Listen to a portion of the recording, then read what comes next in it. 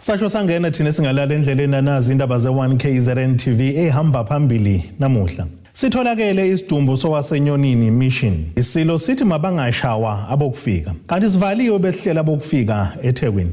Nena bakambombosho umnyama indaba ze1KZN TV nifundele uphilano kaCibekhulu kwamzimba umntwana uyakhuleka sanibonani.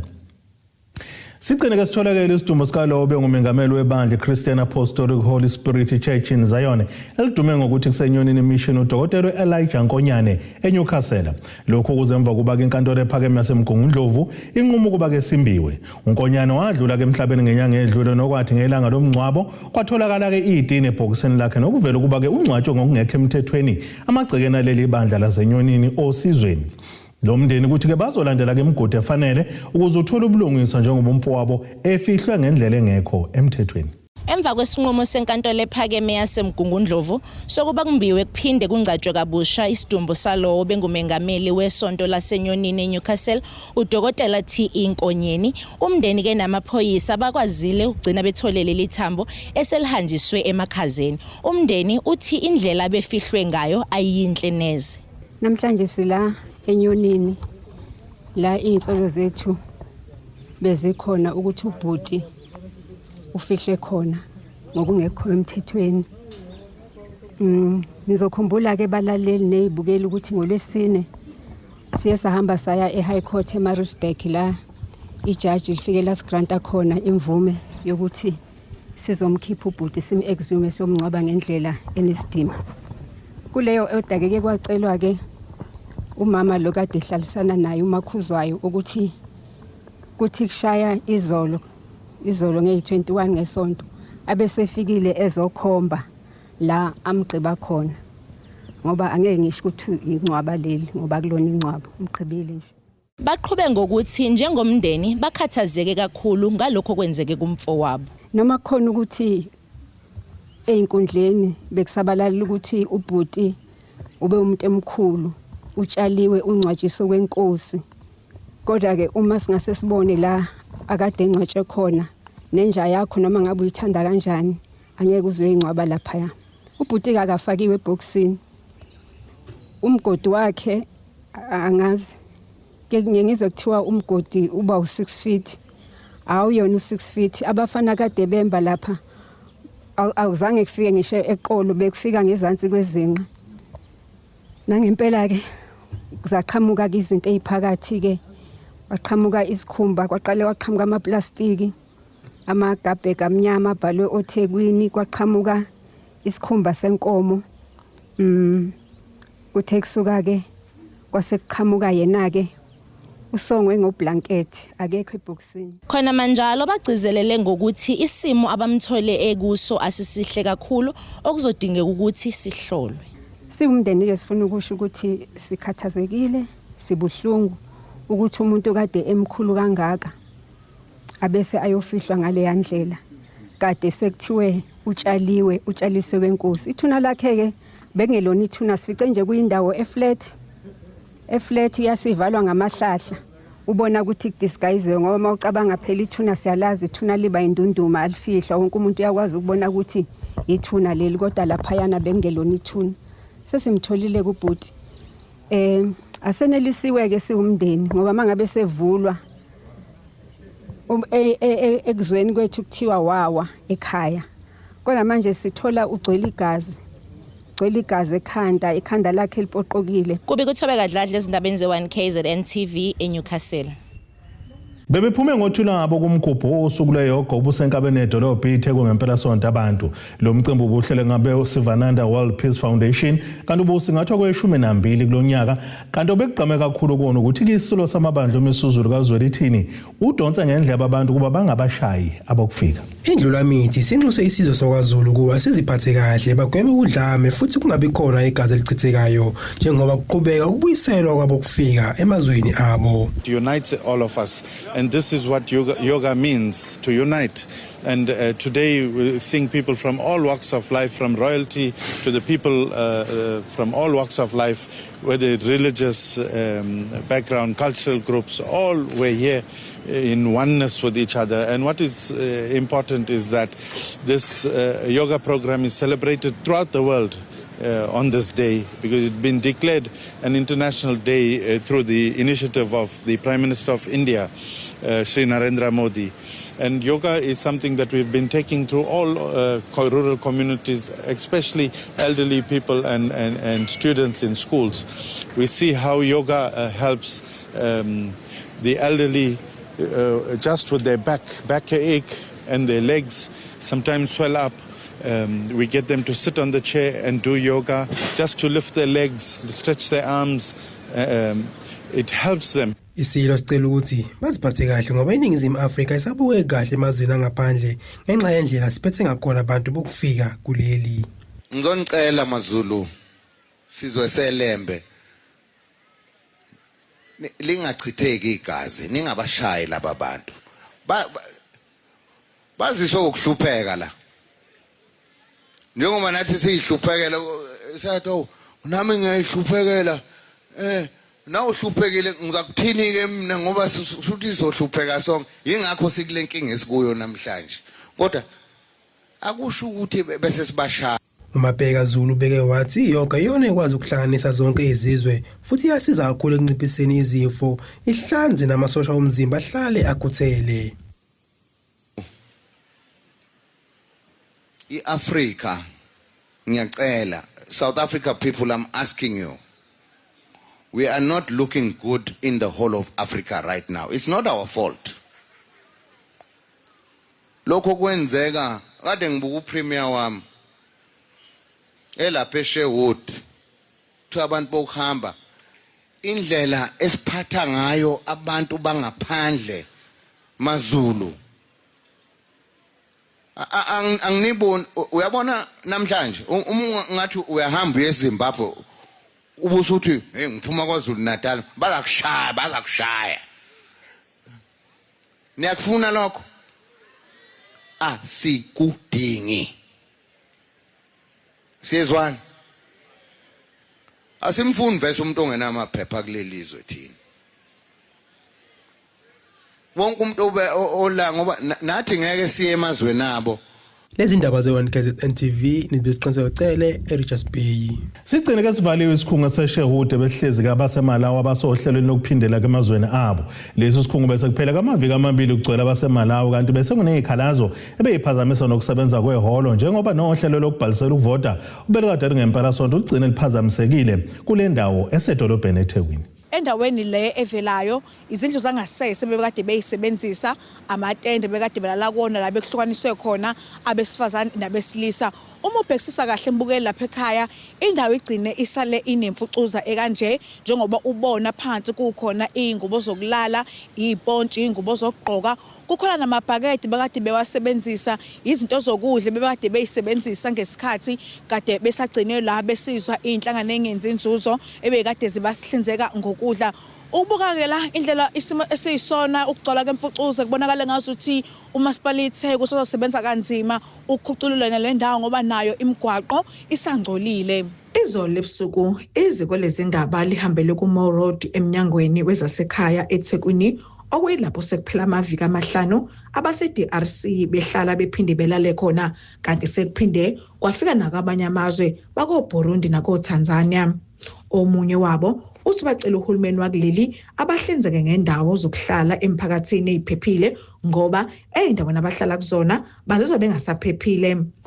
No into esicelayo ukuthi nje sibandla please nisitholele indawo noma ishelter because yabo ngeke sibe kanje nezingane. Sinezingane phela nathi. Ngoba njengoba ngisho ukuthi khona ingane ena 2 months la.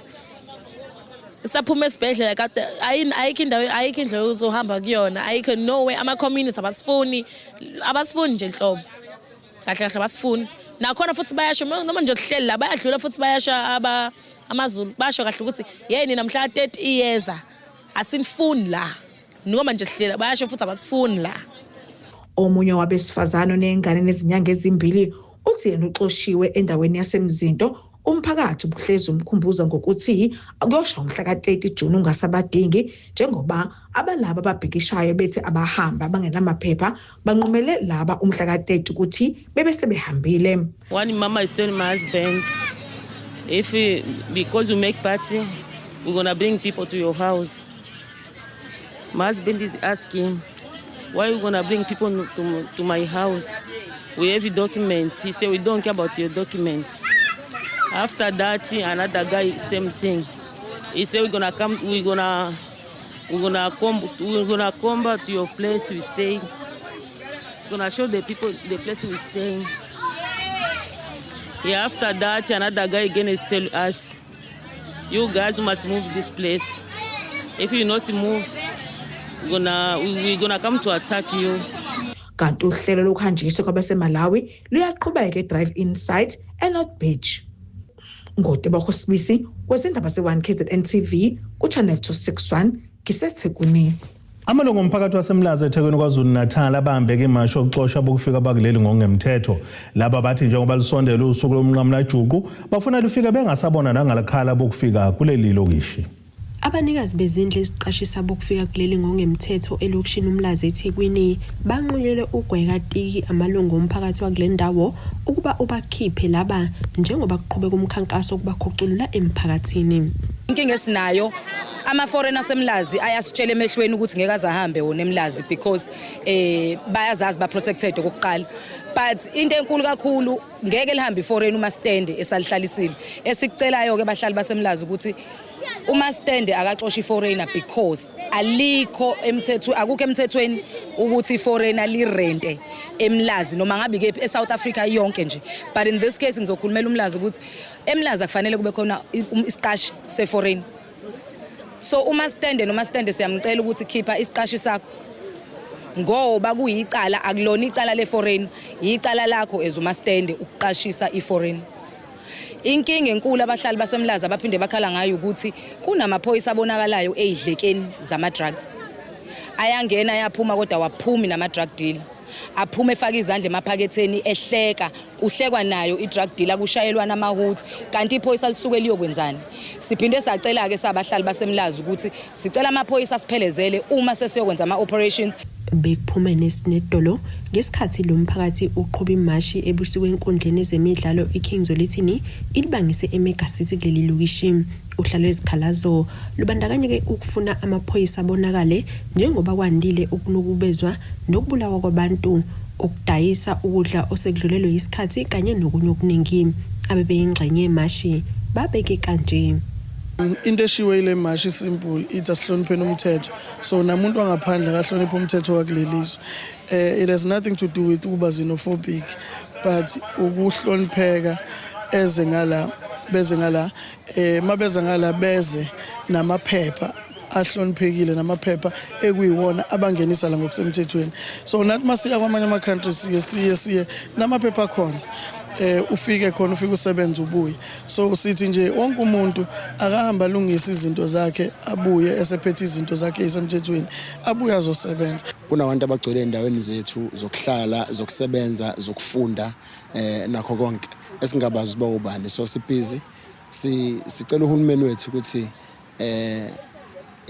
akaqhubeke ngoba siyambona ngathi uyazama uqala akaqhubeka impela nje ayenzisise lento yokusiqoqela laba ngoba ubhizi uyasho ukuthi yena akuwona umsebenzi wethu kubaqoqa kodwa ke kumsebenzi wethu simtshela ukuthi basagcwele basakhona sisaphinda sithatha bahamba. Omunye wabaqoqozeli balembhikisho uthi ke bayaqonda ukuthi amazwe kumele abe nobudlelwane kepha bafuna lokho kwenzeke ngendlela.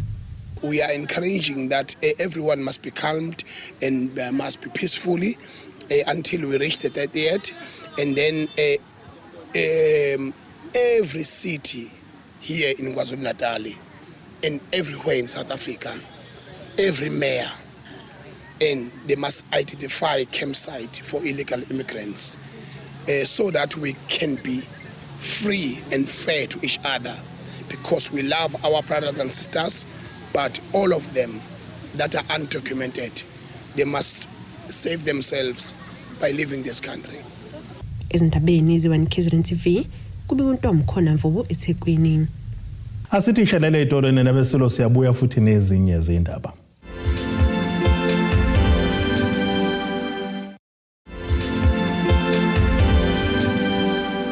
Asibongene nabesilo siphinde sinamukele futhi kwindaba zethu ze1KZN TV nazo ke zona ehamba phambili namuhla. Sitholakele isidumbu sowasenyonini Mission. Isilo sithi mabangashawa abokufika. Kanti sivaliwe behlela abokufika eThekwini. Lo ngusekela sihlalo kwe-IFP kuzwelonke uThembeni kaMadlopha Mthetho ukuthi bazoqinisekisa ukuthi bazoqoka abantu abafanele abangezokuba iziqhwaga kepha nje abazosebenzela umphakathi ezikhundleni zokuba ngamakhansela. Ekhuluma nabezindaba kaMadlopha Mthetho uphinde waveza ukuthi kuningi abakufundile ngohulumeni obambiswano njengoba emakhulu amathuba ukuthi nakukhetho lohulumeni basekhaya lingabe khona ke iqembu elizonqoba ngokuzimela. Njengoba sesiqalile izinhlelo zamaqembu ezepolitiki ukhetha laba bazofolosa ngabe ezikhundleni zobukhansela njengoba kuzoba nokhetho lohulumeni basekhaya ngenyanga kaLwezi iqembu le-IFP lithi angeke likhethe isiqhwaga kodwa lizokhetha abantu abafanele ukuthi amakhansela kube ngabantu abathandwa abantu nala isihamba khona siyabatshela ukuthi uma bephakamisa njengamanje umphakathi awuphakamisa abantu abadlekayo akaphakamisa iqhwaga phakamisa abantu abahlonipha umphakathi nala isihamba khona sitshela abantu ukuthi uhlobo labantu esibafunayo akube yilabo bantu abazothi abazoba benza i-servant leadership unokuba babe iqhwaga. Usekela sihlalo leli iqembu uthi bakuqonda kahle ukuba kuhulumeni ukubambisana njengoba kuqhubeka ku-GNU kanjalo ku-GPU esifundazweni iKwaZulu-Natal. Khathini eningi noma njengoba umuntu usuka kwaZulu-Natal bonile ukuthi kuba khona xega entweni ye-GPU kodwa eyifunde sesifundile ukuthi ukhulumisana nawo wonke umuntu wazi ukuthi inhloso oyifuna ukuyizuza yini siyesibekeke thina phambili njengeqembu le-IFP i-service delivery nempilo zabantu. Ngakho mangabe wonke umuntu eyingxenye kahulumeni ebeka phambili impilo zabantu kuyasebenziseka ke nalowo muntu. Kanti kaMadlopha Mthetho uphinde wazokalisa ukujabula ngokubonakala kwaleli qembu nakwezinye izifundazwe lingagcini nje kuphela esifundazweni iKwaZulu-Natal.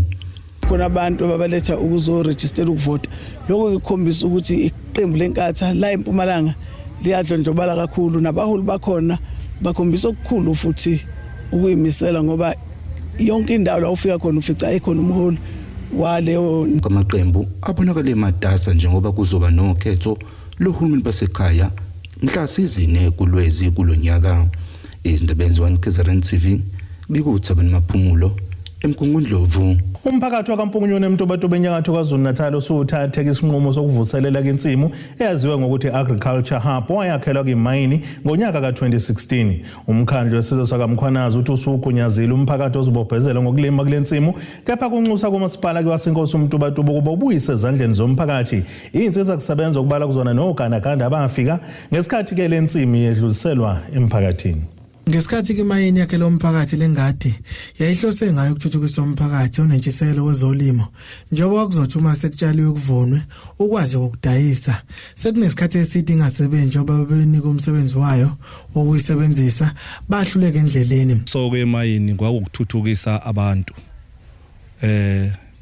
aba isizwe sala kwaMpungunyoni kodwa ayisukelanga kwaba ukucela kwenkosi eyakhothamayo ubaba wenkosi le ekhona inkosi umuzokhulayo shuthi njoba si kanje lesakhiwo kwakuzotshalwa la bephinde futhi abantu betshale emakhaya bese babuya bezofaka ukudla la kunayi indlu leya le lapha enibonile lapha kune cold room nezinto lapha kuzongena khona bese kuyasuka lokho kudla kuyongena kudayiswe izitolo lapha eMtuba sicela imarket eyitolo eMtuba kudayiswe khona.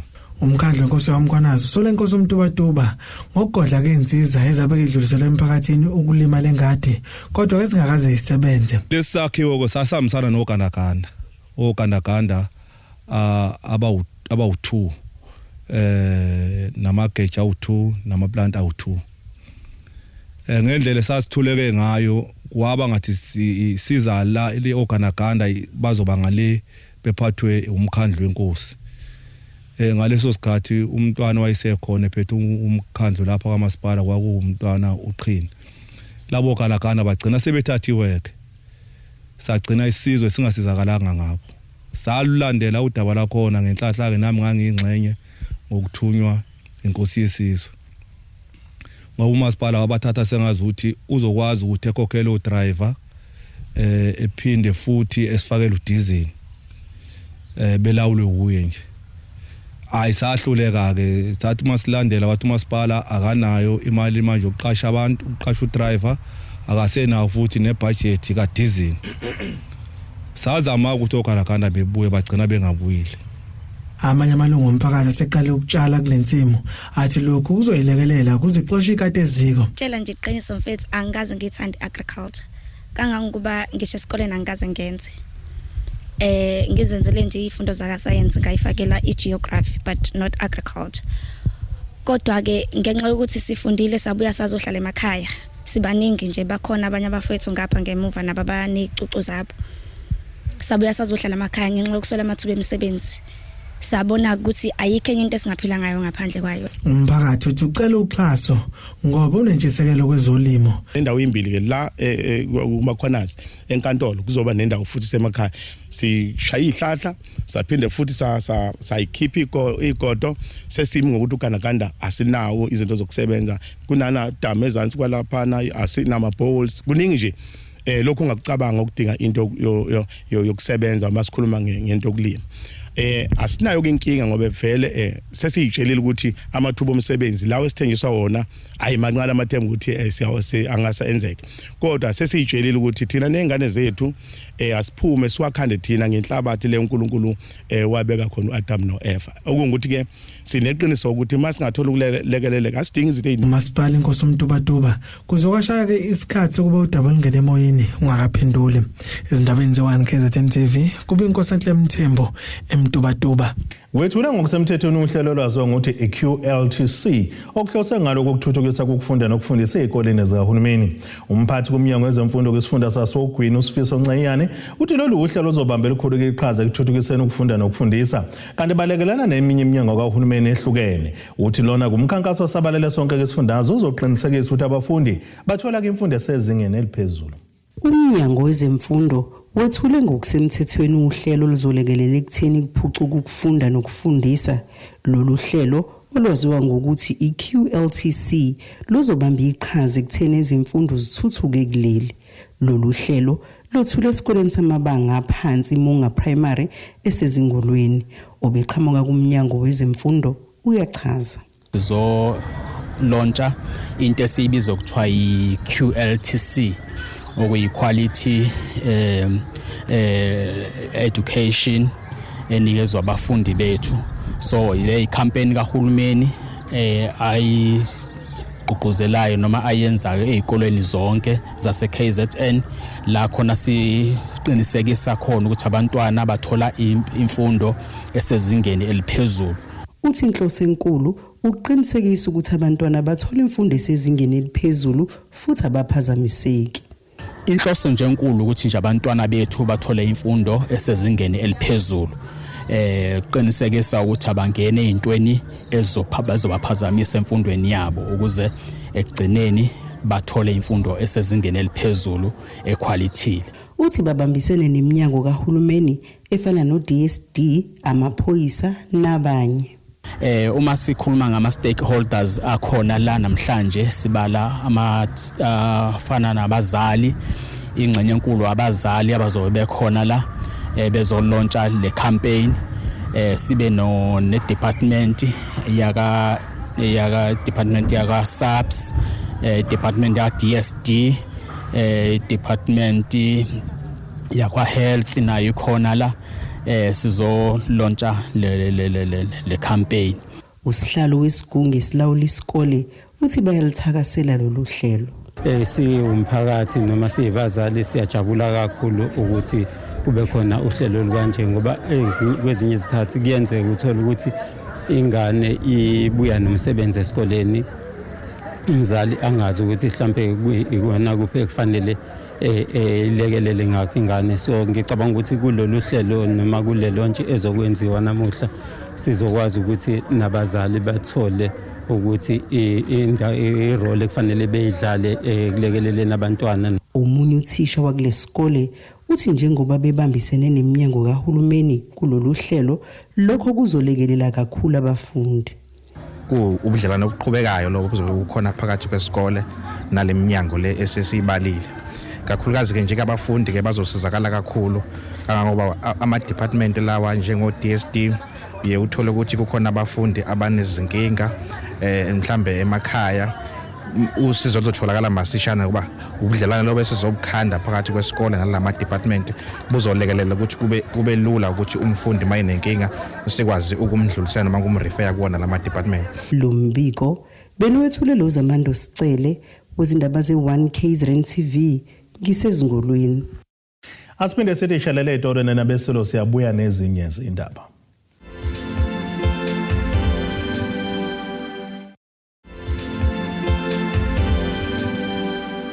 Asibonge siphinde sinamukele futhi kwindaba zethu ze1 KZN TV. Nazo ke zona ehamba phambili namuhla. Sitholakele isidumbu sowasenyonini mission. Isilo sithi mabangashawa abokufika. Kanti sivaliwe besihlela abokufika eThekwini. Ake sibheke engosini yazomnotho. Iranda kuleli ngu-16.43 kuyidola lasemelika libe ngu-21.69 kupondo waseBrithani libe ngu-18.81 kuyi-euro yase-Europe. Intengo yegolide yona ime ku-$4,197.90 ounce bese kuthi intengo yoyilo ongahluziwe ibe ngu-$80.57 umphongolo. Ake sibheke engosini yezemidlalo. Usecelelwe kimnikele emphakathini wengumqeqeshi wabafana Ephraim Shakes Mashaba okuvela uthi akasakwazi ukuhamba njengoba ehaqe isifo sofuba kanjalo nesomdlavuza. uMashaba oneminyaka engama-75 owapheka kwiqembu lesizwe izikhawu eziningana kuvela ukuthi kubambekile futhi useqhiqa ezibhedlela zikahulumeni kwazisa kasenawo ne-medical aid. Indaba zokubambeka kwakhe zidalulwe ziyingane zakhe ezingamawele okungunonhlanhla kanjalo noJabulani bakaMashaba. uMashaba wadlalela ezigamagebhulu ano Pirates nezinyoni zaseDubai Morocco Swallows eminyakeni edlule uthe akasakwazi ukuzihambela njengoba isifo sofuba sesikapakele nasemathanjeni akhe. uMashaba kaqala ukubambeka kwazise ngenyaka kaMasingana enyakeni wala leso sibhedlela Helen Joseph Hospital eGoli egcinwe kuyisinye. Nalapho kumndeni wakhe wazwakala ukukhathazeka ngendlela ephethe ngayo esibhedlela nezinga lokwelwasha ayekade ke ekuthola khona. Ake sibheke nasesimo sezulu esingalindeleka.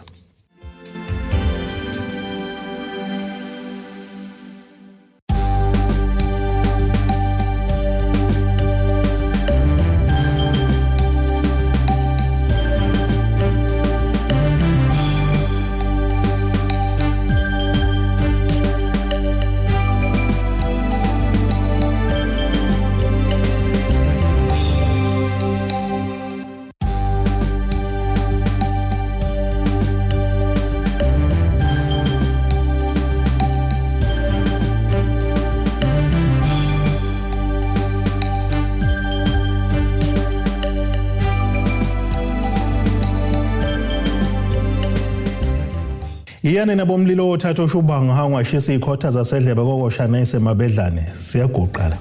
Abethuli bethu bezindaba baxhaswe iThulis Bayview Bridal. Ungabashayela kulezi zinombolo ezivelile